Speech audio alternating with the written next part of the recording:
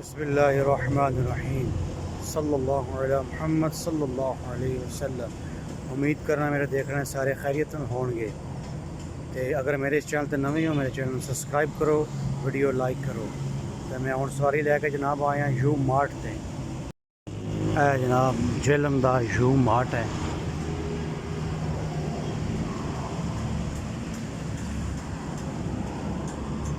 काफ़ी बड़ा you mart है जी।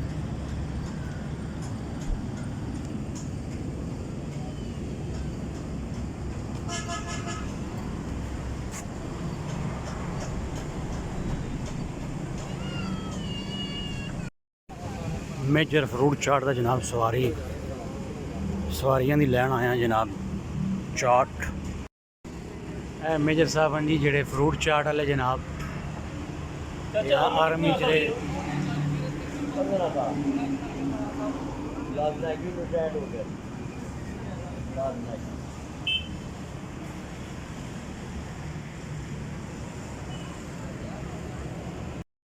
जी मेजर साहब की रेहड़ी इन्हें इस रेहड़ी तो फ्रूट चाट लानी शुरू की सी।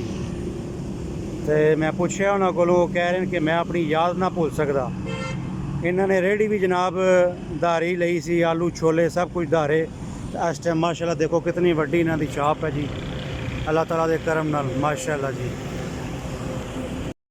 ये जनाब झेलम की सब तो पुरानी दुकान है जी, मेजर रोड के किनारे था जी। जनाब मैं घर पहुँच गया वहाँ, सवारी लैके गया सा अज जनाबे वाला यू मार्ट ते और उस तो बाद मेजर फ्रूट चाट वाले ते।